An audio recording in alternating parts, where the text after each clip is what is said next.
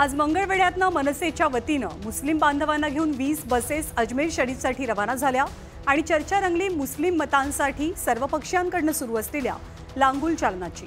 मनसेचे नेते दिलीप धोत्रेंच्या संकल्पनेतनं अजमेर दर्शन यात्रेचं आयोजन केलं गेलंय। यात्रेची सुरुवात पंढरपूरच्या मुर्शिद बाबा दर्गा इथे पुष्पहार अर्पण करून झाली।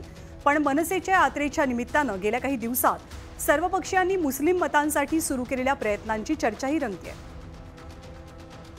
आज सगळे या ठिकाणी चाललेले आहेत, त्यामध्ये मुस्लिमच नाहीत तर हिंदू देखील आहेत। या ठिकाणी मुस्लिम बांधव असतील, हिंदू बांधव असतील, हे सगळेच लोक आज या ठिकाणी अजमेर शरीफला त्या ठिकाणी दर्शनासाठी आम्ही सगळेजण घेऊन जात आहोत। तर असाच आणखी एक व्हिडिओ कालचा शिवसेनेच्या आमदार यामिनी जाधवांचा। यामिनी जाधव भायखळ्यामध्ये मुस्लिम महिलांना बुरखा वाटप कार्यक्रमात सहभागी झाल्या। लोकसभेत याच भायखळा क्षेत्रातली मुस्लिम मतं ठाकरेंचे उमेदवार अरविंद सावंतांना मिळाल्यामुळे यामिनी जाधवांचा पराभव झाला। त्यामुळे आगामी विधानसभेतल्या मुस्लिम मतांच्या बेगमीसाठी शिंदेंची शिवसेना प्रयत्नशील असल्याची चर्चा आहे। पण शिवसेनेचे युतीतले पार्टनर भाजपनं मात्र या कार्यक्रमाचं समर्थन केलं नाही।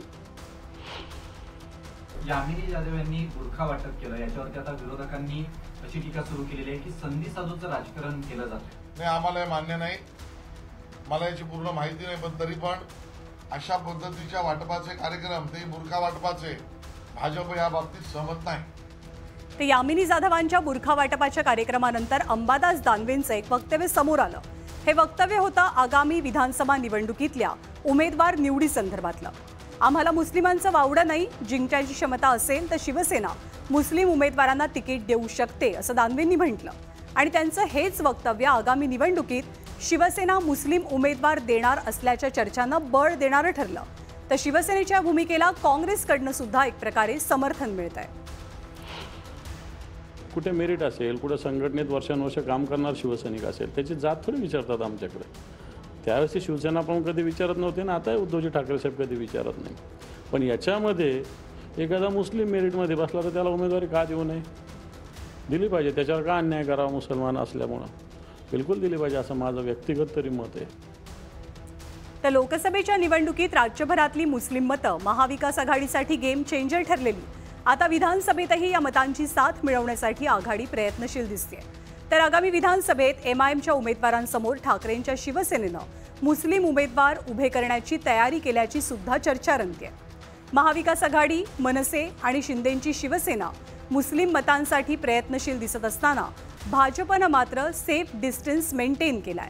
मुस्लिमांसोबत कोणतेही व्यवहार करू नका म्हणत नितेश राणेंनी मुस्लिम विरोधात भूमिका जाहीर केली। पण त्यांच्या भूमिकेला अजित पवारांनी थेट विरोधही दर्शवला।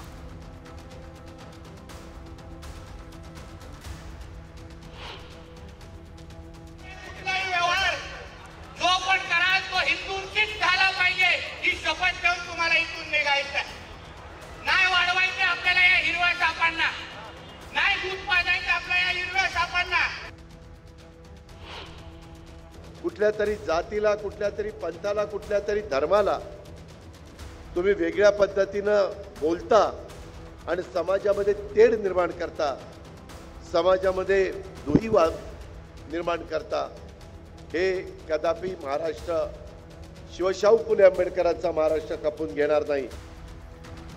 तर लोकसभेच्या निवडणुकीमध्ये मुस्लिम मतांचा फॅक्टर निर्णायक ठरला। महाराष्ट्रामध्ये जवळपास 12% मुस्लिम मतदार आहेत। लोकसभेमध्ये खास करून मुंबई आणि मराठवाड्यात या मतांची मोठी साथ महाविकास आघाडीला मिळाली। त्यामुळे आता विधानसभेला सुद्धा मुस्लिम मतांच्या बेगमीसाठी राज्यातला जवळपास प्रत्येक पक्ष प्रयत्नशील असल्याचं दिसतंय।